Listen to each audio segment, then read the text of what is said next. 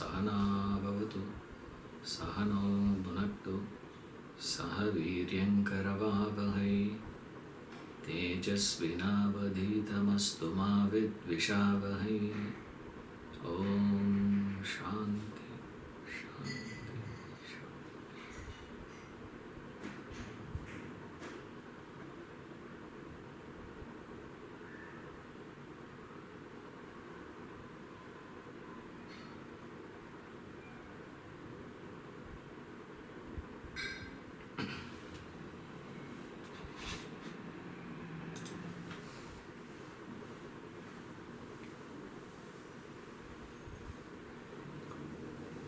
The third section of the book gives you the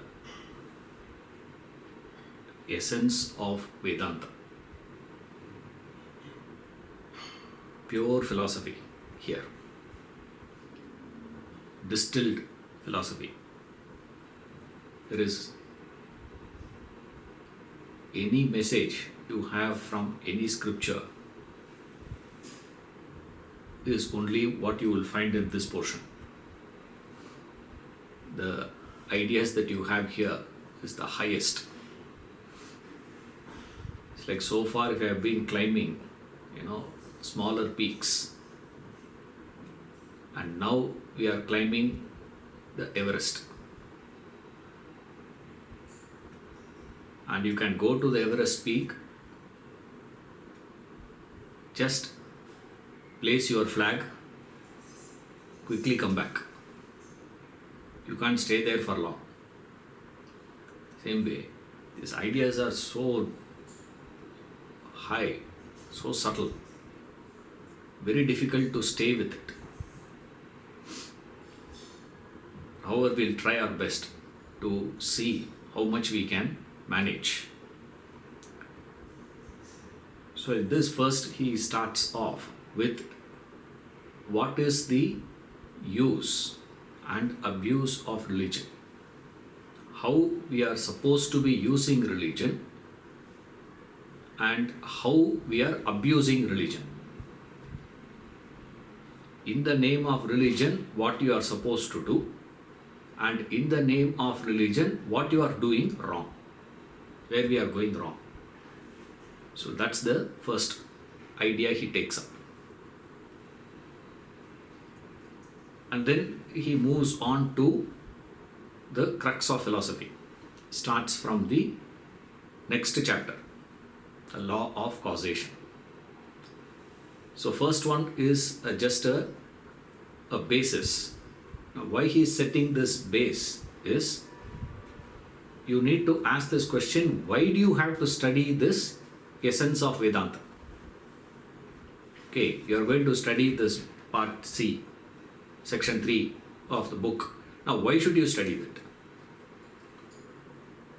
The purpose is not to have that intellectual debate. Remember, we are gaining this knowledge only for our evolution.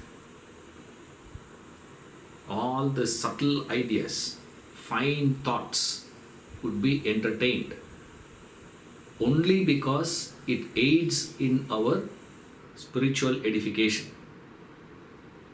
But for that, we have no interest in whatever the ideas were there. This hair splitting analysis is not our interest. That is the job of the scholars. We also do the analysis only in the backdrop of this. Backdrop is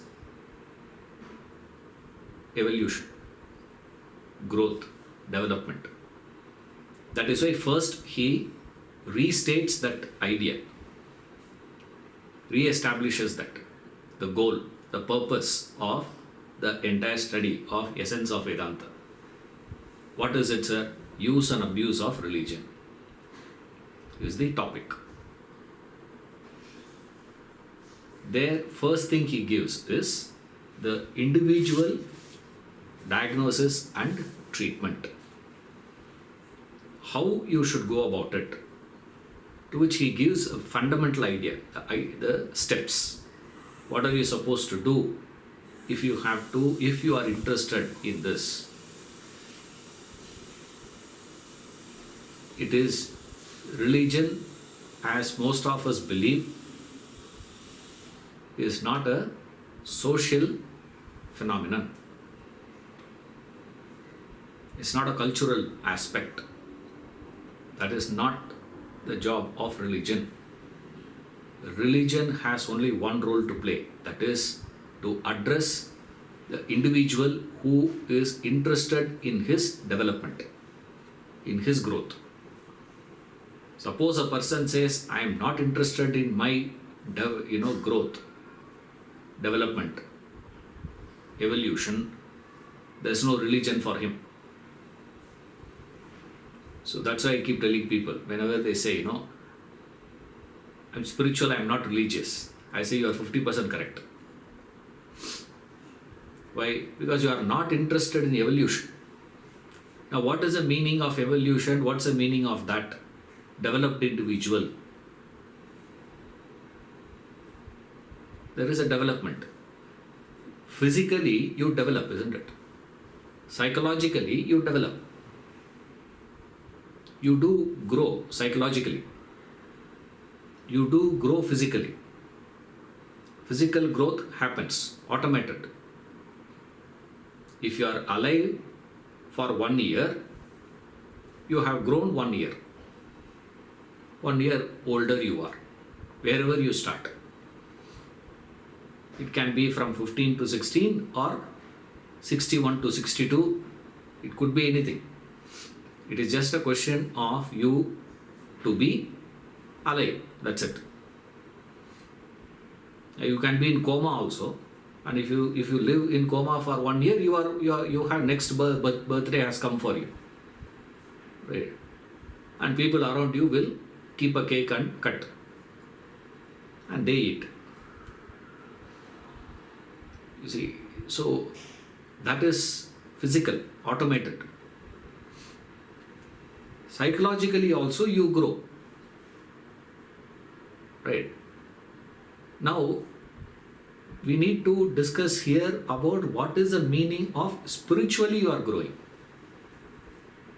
Now, psychological growth is not equivalent to spiritual growth, to which you should know the difference between what is this and what is that. Now, a person who is not even psychologically grown cannot even think of spiritual growth. Forget it, he say. Now, what is this? This growth. And in the name of religion, what we are doing? He says, in the name of religion, what is going on, sir? Rituals. And all the rituals, what is the backdrop of all rituals? Backdrop of all rituals is fear. If you don't do, something wrong will happen to you. Or greed. If you do, something spectacular will happen to you. So all that you have to do is what? Do that particular puja. And that is how people take religion today. If you don't do that, what will happen? Your son will get affected. Your grandson will suffer.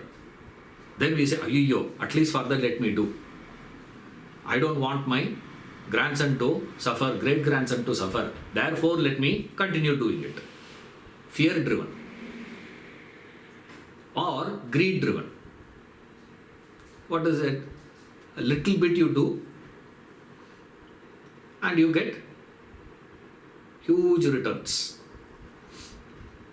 All that you have to do is what? Just go and tie this, rope. One coconut, they say, there's a temple. Yeah. All that you have to do is go and tie a coconut. And there is one Balaji temple in Andhra. He is known as Visa Balaji. Those who have applied for US visa, go to that Balaji. I say, go to that US, consulate. There they should give. Now, this Visa Balaji, the name itself is that, the deity. is known as Visa Balaji. You go and do puja, what will happen? Your visa will get sanctioned. Wow, you want your desires to get fulfilled. That's why you do ritual. Any ritual you do it only for what? Any practice. Yes. Suppose that if you are escaping from this, you slip into the next one. What is it? You get emotionally excited with reference to a particular deity god. You get attached to that particular god, and that you take as devotion. You see, this emotional attachment is treated as this. If you escape that, next one is what? Person says, I am so interested. Read books, randomly pick up books and read. Read materials indiscriminately. There's no connection to whatsoever. So here he goes to elaborate the third part. You see, you don't take up this spiritual course like how you learn other subjects. How you study science. In science, you go through learning a particular field, particular subject, in a systematic manner, in a methodic manner, in an orderly fashion. Orderly fashion means what?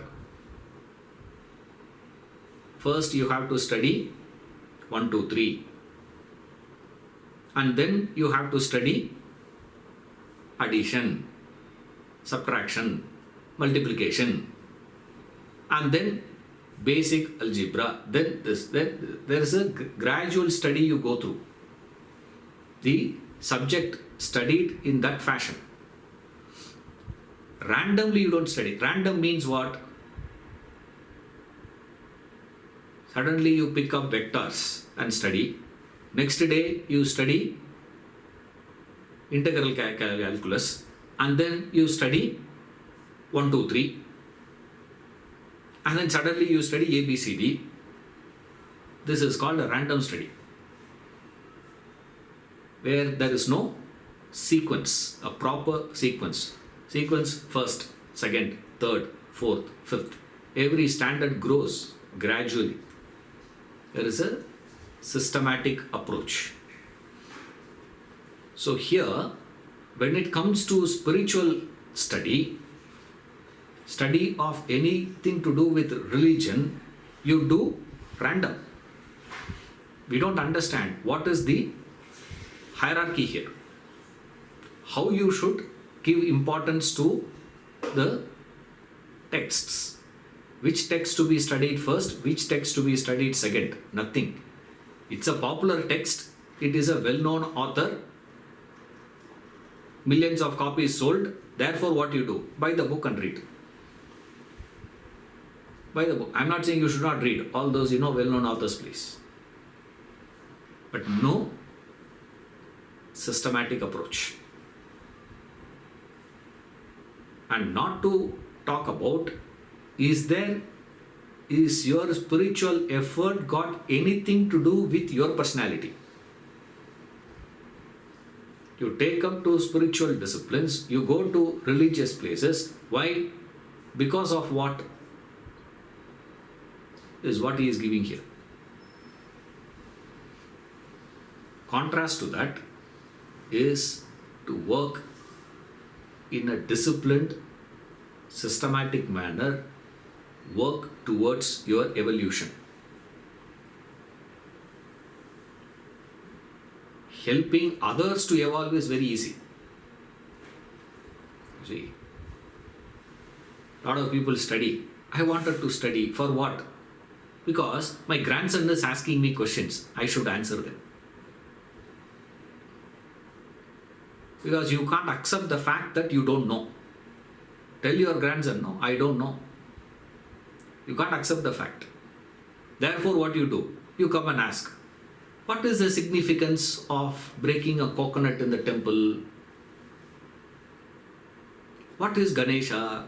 Symbolism of Ganesha. And there is a tremendous interest now in terms to know symbolism of Ganesha. Why? Not that you wanted to know, because you wanted to establish the fact that you know. There is nothing in the world that you don't know.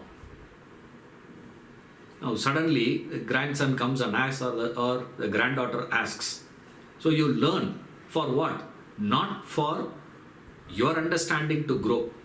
You started learning only to teach others, to communicate to others. He says these are the fundamental mistakes we make in the spiritual path. Wrong approach, wrong methods of going about it. But spiritual discipline is far more exacting, he says. It is far more precise and direct. You don't have to, there is nothing, you have to go through it like how you would study any other subject. Meaning there is a method and you have to strictly follow that method in that fashion only. You cannot say, I will change it. You see, the moment you join a university, strictly you have to study that university syllabus in that semester. This is the portion, this is the subject, means you have to study only that portion, that subject. You can't go to a university and say, I am going to be deciding what should be the course for this semester. First semester, no, not these things. These are not important. Study that. Second semester, no, this is not corrected. Change it. You can't do all that. You just have to follow that pattern. When it comes to religion only, none of us practice it. We don't do this with reference to any other practice. You go to a music class, the teacher says, first you have to learn sa, pa. That's all. Start singing. Sa, pa, sa, pa. That's all you have to keep singing. You do that. Sarali Varisai, they say, this is what you have to do. Jhanda Varisai, this is what you have to do. You don't challenge there. You don't go there and say, first, why are you teaching me Lambodara? Why are you teaching that?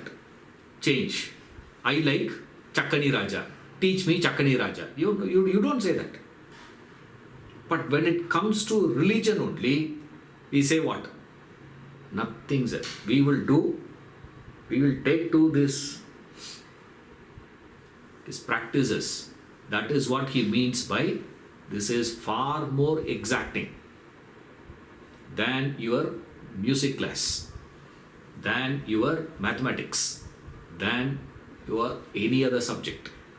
But the tragedy is, he says, we follow with reference to other subjects. When it comes to religion, we conveniently dismiss it, ignore it. This is the message. Now he is going to, okay, sir, I have understood what all the errors.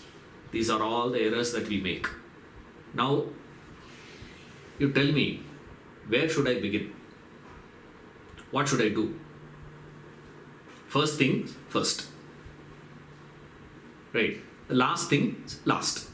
What is to be done first should be done first. What is to be done last should be done last. This is called method. Now tell me, sir, what is to be done first? Is what he is starting now from the next paragraph. Spiritual disciplines are varied. Yes. Page 260, second paragraph.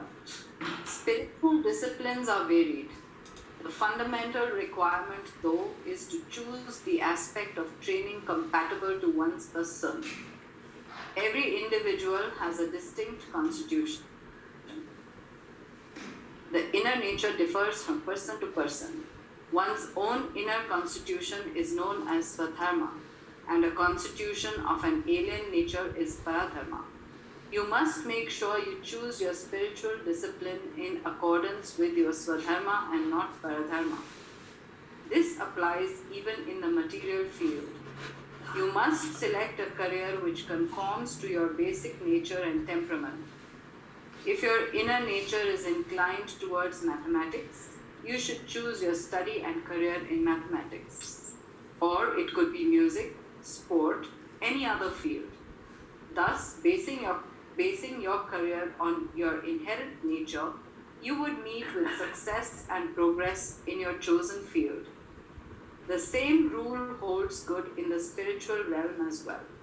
Your inner nature could be emotional or intellectual or balanced in both. Seldom does one find a person lacking both emotion and intellection. You must therefore take up the spiritual discipline compatible with your particular nature. That would escalate your spiritual development. The first and foremost phase of spiritual training is the diagnosis of one's inner constitution. Before you take up a spiritual path, you must ascertain the nature of your constitution. The inner nature is determined by the varying strength of the mind and intellect. When your mind is more developed than your intellect, you are classified as emotional. Whereas, when your intellect is more developed than your mind, you are intellectual. Balanced in both, you are active. And there are the broad disciplines of devotion, knowledge, and action prescribed for the three categories. Spiritual disciplines are imparted to the mind and intellect to rehabilitate them. Chasten your mind's emotions. Subtleize your intellectual thoughts. To achieve this, you need to administer appropriate spiritual practice in accordance with the nature of the inner constitution. One medicine cannot take care of all diseases. The emotional need to take to the path of devotion. The intellectual need the path of knowledge, and the active path of action. But in the world today, these three classes of people take up courses at random, and the spiritual practices in vogue are all indiscriminately mixed up. They have no method, system supporting them. People usually follow a religious practice because they are born into it, or because of environmental influence, or certain circumstance or opportunity that came their way. Rare indeed are they based on analysis and choice as per their individual requirement. Consequently, religion has produced little effect upon humanity. Furthermore, even those classified as emotional, intellectual, or active do not carry each one's particular trait only. No person is wholly emotional, wholly intellectual, or wholly active. Each has his own trait in predominance and the other two traits as well in less degree. Hence, the three spiritual paths must be followed in the proportion of one's constituent nature. For instance, a person who is 70% intellectual, 10% emotional, and 20% active must put in 70% of his time and effort in the path of knowledge, 10% in devotion, and 20% in action. Thus, programming your diagnosis and treatment methodically, your progress in the spiritual path would be meteoric. Failing to observe a systematic procedure, your progress will be slow, or you may remain stagnant, perhaps deteriorate. Yeah. First thing, what you have to do, is recognize your individual constitution, individual nature. What is your Swadharma? Says Swa, one's own, Dharma, nature. So, what is your nature? And every human is a combination. The three combination makes up a human. active, emotional, intellectual. The difference is in the varying proportion of how much active, how much emotional, how much intellectual you are. Nevertheless, every one is a combination of these three. So a person who is predominantly active and emotional aspect and intellectual aspect in him makes up for the rest.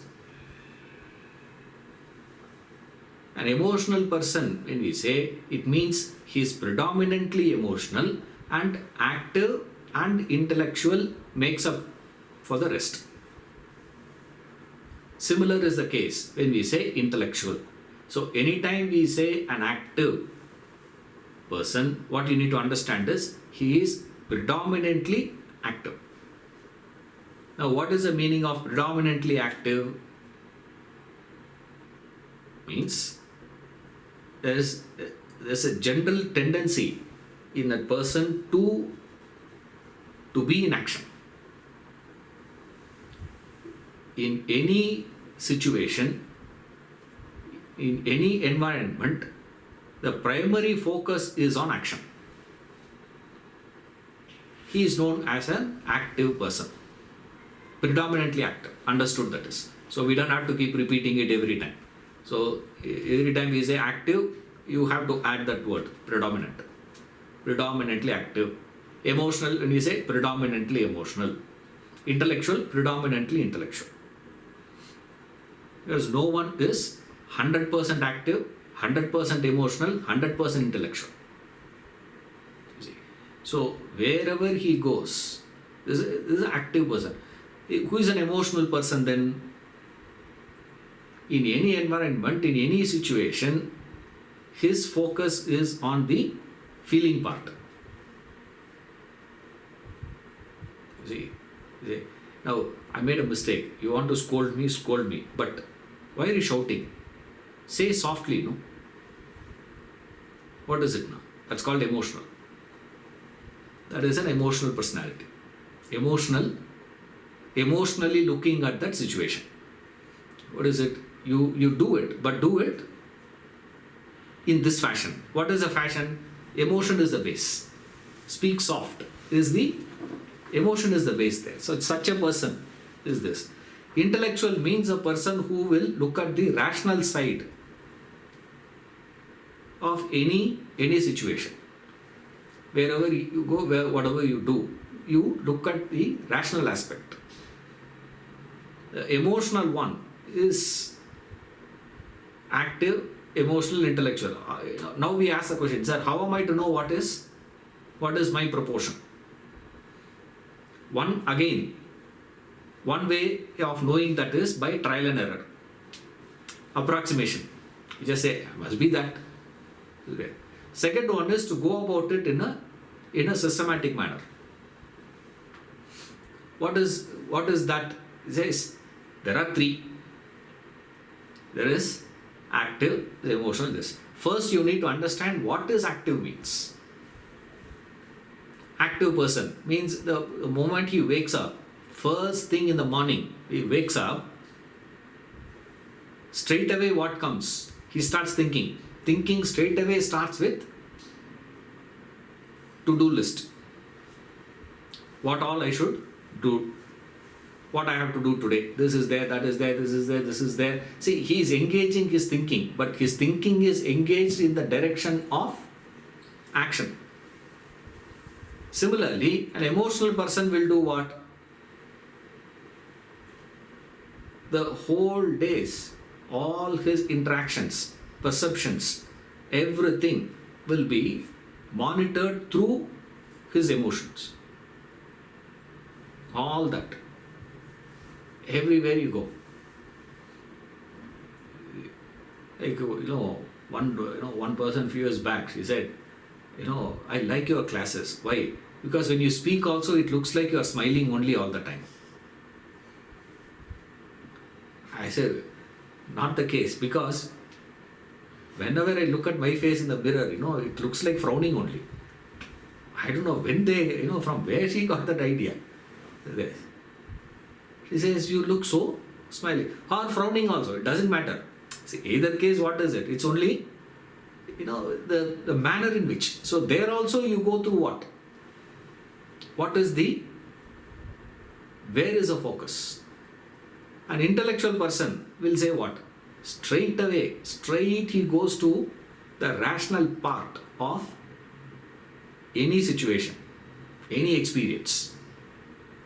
He would not interact, he would not react with the action part of it or the emotion part of it. Straight it goes into this. Now what you need to do first, if you are going to be taking up to religion, first step is to recognize what kind of combination you have got.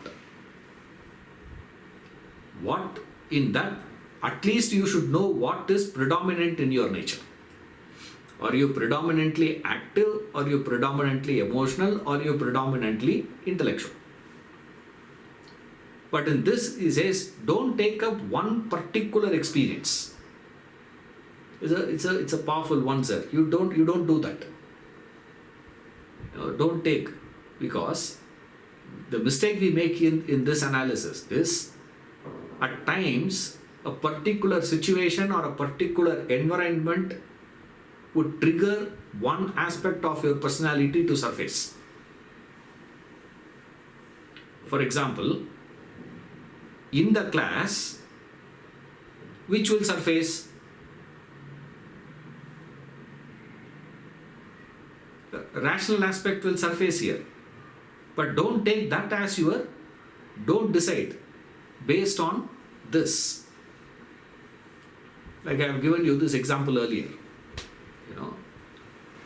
The person comes and says, I have decided not to get married.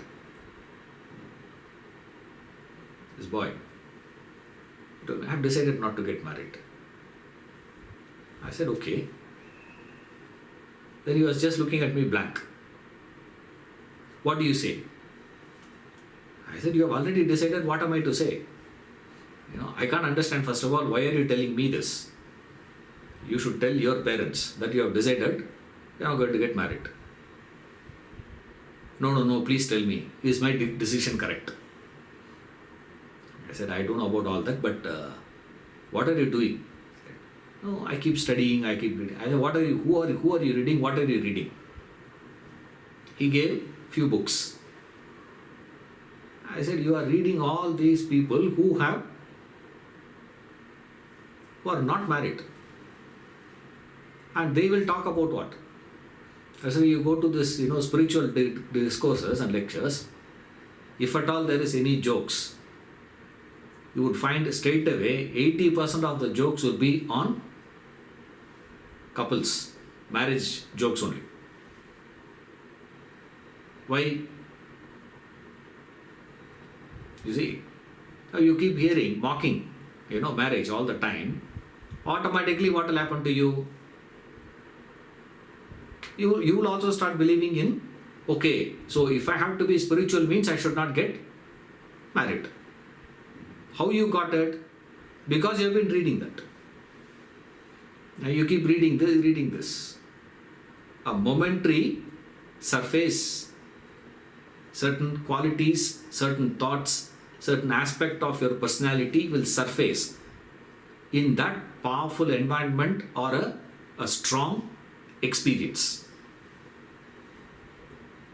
Therefore, what is the recommendation?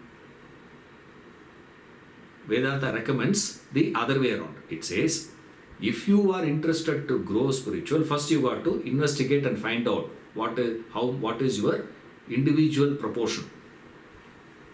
And then, according to that proportion, you proportionate your spiritual efforts of karma, bhakti, jnana. So this karma, bhakti, jnana to be approached like that. But the problem is what? We don't know this. Now what do we do, sir?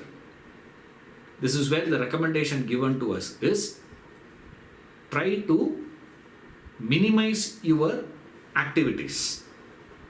Try to minimize the chances for emotional triggers. Try to minimize the possibilities for rational thinking. Minimize it. When you minimize like this, what will happen? You will find in you something will triggering on its own after a period of time. That's why they recommend. After a point, you will be there will be a natural urge in you to get on with action. There will be a natural urge to look at someone. Seeing one more human face will look like such a jubilee. But when we were studying in the academy, hardly we would be getting visitors. Any visitor comes is an excitement for us. We go and sit with them, we talk to them, because suddenly they will talk something which you have never heard of. We don't know. Such an excitement. What? Nothing actually they speak. But that personality, and those people think, we are so nice people. Very good. Why? No interaction with the outside world at all. Minimization gives you that opportunity. But you can't do that for 1 day and 2 days. You can say, let's do one weekend. We'll go and come back, sir. Won't help that way, please. That's a recommendation. This minimize your expression possibilities. That exciting, that strong triggers. Either for action, call for emotion, call for thinking. Remove that as much as possible. When you are calculating what is your individual nature, what you have to do, sir, remove these things first. And then you can do. So when we say you are an active person, we are not discussing in terms of are you doing a productive action, unproductive action, socially acceptable, socially unacceptable. That is not what we are talking about. Remember, the fact that there is an urge in you to act, that's all. To do something. You can't be quiet. There is a natural urge in you to think. Today, if you think, your thinking is towards action. If you are thinking, your thinking is towards classifying emotions. Thinking are all emotional in nature. Your thinking is not contemplative in nature. That contemplative thinking is called intellectual. So, thinking by itself, you can't take. You think that, since I am thinking, sir, therefore I am an intellectual person. No.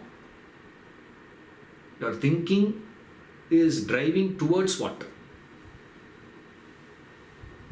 Is where you got to focus. So what you need to do is what is my personal combination, which is known as Swadharma. Now, what is your Swadharma? Is the inner nature. Your inner nature is determined by what? Your inner nature is determined by the varying strength of your mind and intellect. So, that is what is creating the three options. Active, emotional, intellectual. These three are coming up. On the basis of what? On the basis of your relative strength of mind and intellect. If the mind is stronger in you, you are predominantly emotional. If the intellect is stronger in you, you are predominantly intellectual. If mind and intellect are more or less appearing to be having a similar strength, then you are predominantly active. So you are an active person, meaning you get into a lot of action. But don't decide based on a particular skill. This is what the problem is, because when you are studying about Swadharma, the example that we give to explain Swadharma can mislead you. Because to explain that, we give the example of what? If you have a mathematical bent, take to mathematics. If you have a musical, take to music. If you have a sports, you take to sports. If you have a business, you have to take a business. So we think Swadharma is to know your vocation. No, Swadharma is not given for that purpose here. Swadharma cannot be like that. No one will be born with a Swadharma for cricket. I have a Swadharma for cricket, as a fellow says, means one thing for sure, he doesn't know cricket. And he doesn't know Swadharma for sure. You can't have a Swadharma for cricket. You can't have a Swadharma for chartered accountancy. Now we think these things are skill sets that you develop. That skill in action, that skillfully you are able to do a particular field. Choosing a field for you to work is got nothing to do with Swadharma, please. Then what is Swadharma? Swadharma means, are you active, emotional or intellectual? See, you can have an active doctor, you can have an emotional doctor, and you can have an intellectual doctor, isn't it? A doctor who is intellectual in nature, see, a doctor who is active in nature, a doctor who is emotional in nature. You can have an emotional doctor, you can have an active doctor, you can have an intellectual doctor. All three possible. Which shows to prove what you can be in any field of expertise which has got nothing to do with your primary nature. Your primary nature is what? Only these three. What is it, sir? Emotional, intellectual or active. Now, don't go by this. Now, when it comes to the spiritual things, what the problem is, you make a mistake here. Again, another error we make here is you see a master, you get inspired by a particular master, and then what you do? You start doing exactly what he did. See, now again a mistake. See, you can derive inspiration from him, but the spiritual course that you have to take should be based on your nature. It cannot be based on what he is speaking, what he is talking, what he did. See, this is the mistake we make. You get inspired by Ramana, what you do? You will also go and sit in that same Tiruvannamalai. You can also go and sit in that same Virupaksha cave. What will happen to you? After 2 hours, what you do? After 3 hours, what you do? You start looking around. For what? Is there anyone looking at you? For what? Now you are also like Ramana now. I am also sitting silently. It doesn't work that way. You see, you can derive inspiration from Ramana for your spiritual effort. But what you are supposed to take, what are you supposed to do, your course, a spiritual course cannot be based on what he did. It should be connected to your personality, your nature. Are you of that nature? It's so interesting to see. If you carefully observe the world, fascinating it is. If the guru were to be hardcore intellectual, he gets, the primary disciple of him will be hardcore emotional. A hardcore emotional guru will have a hardcore intellectual disciple. Very, very interesting, thing in life. What you get attracted. This one will be so attractive. You get attracted by that. But your effort cannot be based on what they do. This is exactly what we do in the spiritual path. A mistake. You get conditioned. That's what he gives. He says, you get conditioned by your environment. You are born and brought up. It's like if you are born and brought up Chennai, Mylapore, you have a particular bent, particular nature, particular thing will be there in you. I don't know now, it used to be. Right?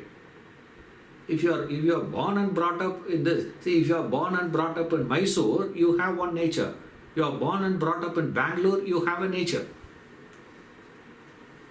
In Bangalore also different localities has its own thing, isn't it? Old Bangalore, sir. Malleshwaram is different, Pasangudi is different.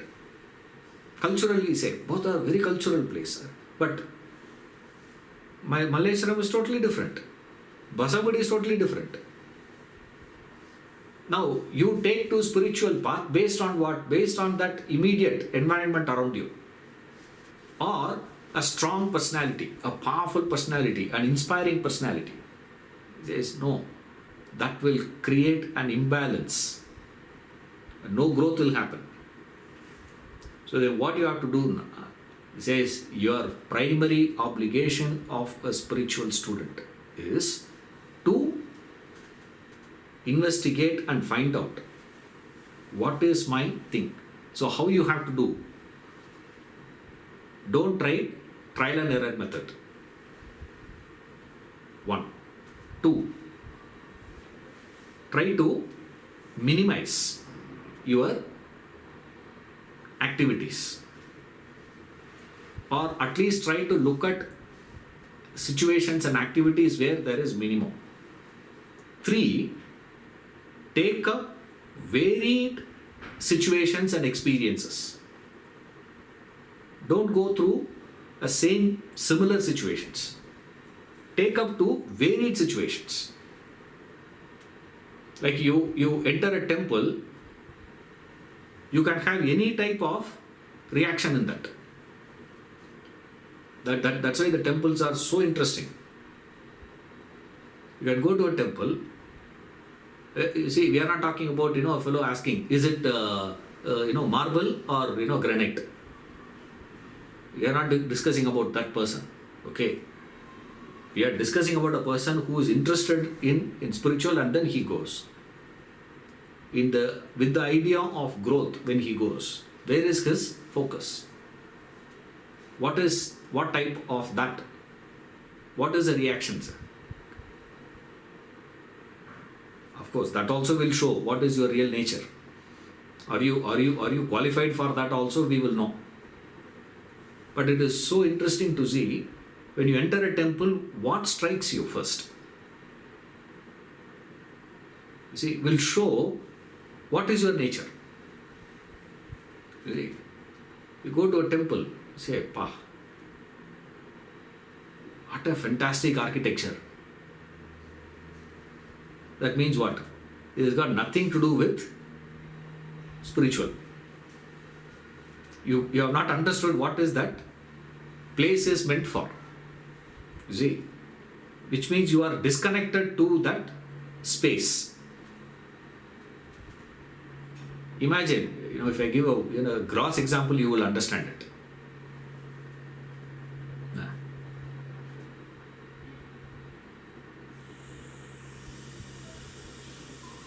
There is a dead body, and you go there, in the casket you see a person having a suit. The fellow goes and looks at that and says, "Hey, that shoe is very nice, huh? suit, நல்ல suit இல்ல? They fits him very well. If a fellow comes and tells you that, in that situation, what will you call him? How will you react to that fellow? You say what? Shut up, idiot. You don't look at, the suit that is put on the dead body and start talking. Anyway, they are going to put it inside. Why have the suit? We say what? Particularly if it were to be our beloved, our close friend or our close relative or our family member, if the fellow comes and says, how will you react to that? What is that reaction? It is totally disconnected to the context, you see. Similarly, if a person comes and tells you how beautiful that architecture in the temple, what is that? Totally out of context. That means what? It's a totally different personality, which we have seen earlier in the 4 yogas. There he introduced that person.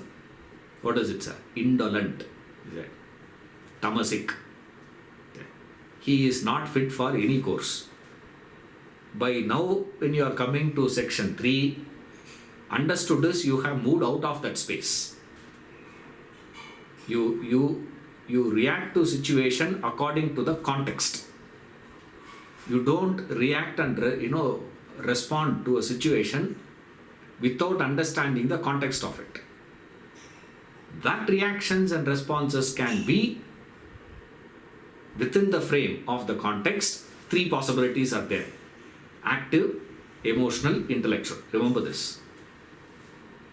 Otherwise, you will see people coming and talking so fantastic. You go to a temple, active person will look at what? Okay. Emotional person will look at what? Active, forget. Emotional person will see, wow, look at the deity. So nice. So peaceful. So that, look at the deity here, Ugraha. Look at that. Narsimha, you see, Ugraha Narsimha is there. And then you come little this side, there is a Yoga Narsimha sitting. Look at this. It's so peaceful. Look at that. It is this. That Kali. Even now I get scared when we go to our village. Mariamman Koil, we go. I don't even look in that direction. There's a Pechiamman, Karpai, there is one. They have that black, cloth for Kali. I don't even look in that direction. So scary it is. What is it?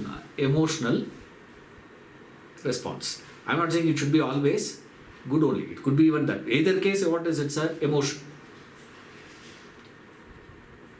An intellectual person will go there and ask what? What's the meaning behind all this? Through all these things, what are they trying to communicate? Can't they know? If I can have this much of intelligence to understand the absurdity of all these things, those who have prescribed it wouldn't have known that. Obviously. You can't say they don't know, only I know. Not that suddenly I have become such a brilliant fellow. It's not possible. So, if I can know this, if with my intelligence I am able to understand it is so absurd and so mechanical, he is, through that, what are they trying to communicate? Through this, what is the message? Probing into it. Now, active person will look into what? Active person should look into what? I'll give you one more example and come back to this. Right? When you see Infosys is such a successful company from India. Of all the Indian companies, the first one. And you give so many credits. When you see the success, when you meet a successful person, what is your reaction to that? Will show what are you. An intellectual person, okay, emotional person. We saw emotional now first. We'll see emotional fellow. What is the emotional fellow will look at a successful fellow?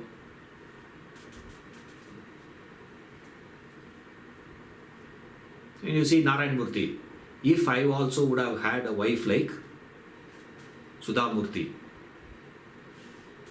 then how much of support Sudha Murthy gave to Narayan Murthy? So much of support. And it was so much of, external supports were there, so much of things were there, everything was so conducive. All this is the reason for their success. What is it called? Emotional fellow. Intellectual fellow will say what? Every successful man must be having a knack. Remember, in any success, there is a knack. There is art, there is science. There are two things in life. One is called art, other thing is called science. The third thing is called a knack. Art and science can be taught and learnt. Knack is impossible. What is the knack of doing? You can't. Like there are people who have the knack of releasing the knots. Sometimes in the threads gets knotted. They have the knack of doing it. Now you can't ask him what is the science behind it. What is the art of this? You can't. They have that. Now, if you are an intellectual fellow, what you will do is you will start straight away probing into what is that knack. Is there a possibility for me to identify? What is a knack, man? What is it that? Now, you can't say he is the only one who had been creative. Now, Google is the only company which is creative, is it? No other company is creative. No, they have that system-driven services. No, these people are so, leadership. Now, they are the only one leaders or what? No. In that leadership, there is something in them.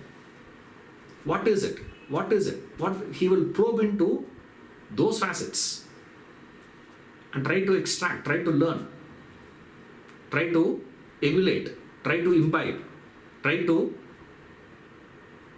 imitate. He will do all those things. But before that, he will probe and find out what is the knack of doing things. What we call as trick of the trade. You see, there are people, only they have that. Now, you cannot get it. What is it? Intellectual. Active fellow will see what? If there is a successful person, means so much of hard work had gone behind it. That has produced the success. So much of work has gone into to produce it. Now you go to these temples and see how long it took for them to build the temple. One full generation the person had to work on that one project. See, it took about 80 years for them to build a temple, they say. Now, 80 years means they can't leave halfway and say, you take over from now. Not possible. Those things cannot be built like that. Which means, One person is doing one job for years together to create what we are seeing today. Active person means a person who looks at the effort that has gone behind what is seen in the effect. You see the effect, but you don't recognize the effort that has gone behind it. The active person means he will see that. Emotional person means he will just go through just that emotions. In any situation you go. You go to a wedding, you will see these three type of people who will straight away take to what should be done. What I have to do? Tell me what should be done. Is there anything to be done? Is there anything to be done? Anything to be done? And they will get so busy. Suddenly they will come and ask, Tali katiyacha? Which means they don't even know the wedding is over. They are so engrossed in activity. And there are people who are so emotional about the whole situation. And they'll be sitting in the corner and crying. You know what amount of effort has gone in behind this girl to get a alliance. So much of work.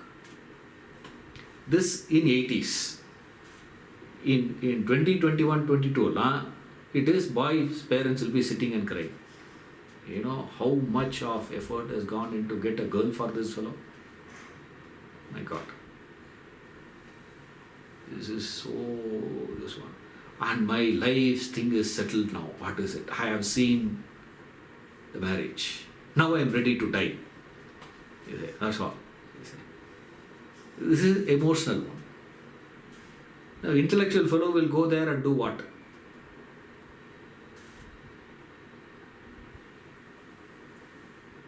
You will go and ask them, have you understood what is the meaning of marriage? Do you know what it means to be a married person now? You no longer a bachelor. You are into it. What is the meaning of that commitment that you give? And what is the commitment I have in my marriage? That is intellectual. Funeral also you will find these three categories. Now you take such varied situations, varied environments, varied things and try to figure out where and what is the way in which it works for you. What is your percentage? People get into action in every situation. And no one is 100% active. You see. So what does it mean? Predominantly you are an active person. You can't be 100% all the time you are active only. No. So therefore, what it gives us? It gives us a very important indication. Remember, the indication is sometimes a minor aspect of your personality will get blown up. Okay, one aspect in you will get expressed exaggeratedly. That exaggerated expressed aspect you got to discount. Don't include that. Now the mistake we make is we take that and refer, I am an active person. This is the mistake people make. That is why this is important to know. When he says nobody is 100% active, that means you are a combination, which means at any point of time, depending upon that particular situation, one aspect of your personality will get flared up. So that is why in our tradition, they have one philosophy called time heals. Time settles down. So in any situation, what are you supposed to do? The moment such flare-up happens, what are you supposed to do? Just buy time. Postpone. What will happen? That flared up one will settle down. Settle down to what? Settle down to your natural tendency, your original nature, your Swadharma, your nature will come up. And then you do whatever you do. You see, don't take that as a reference point. So first thing, what you understand is this. Choose according to your predominant nature. And proportion the karma, bhakti, jnanam according to your predominant nature. Proportionate to that. If you are 40% active, take to karma yoga 40%. If you are 30% emotional, 30%. 30% intellectual, 30%. Whatever the percentage is. And usually, predominance, when we say, the combination of other two should not supersede what you call as predominant. See, the other two cannot be 60 and this is 40. It cannot be like that. Then you don't call it as predominance. You see, so that is how it is. The proportion. These three needs to be proportioned according to your nature. So karma, bhakti, jnanam, proportionate. To proportion that, what you have to do first, you got to identify your nature. Your Swadharma. Your Swadharma is dependent on what? How much active, how much emotional, how much intellectual are you? Right. More we will see in the next class.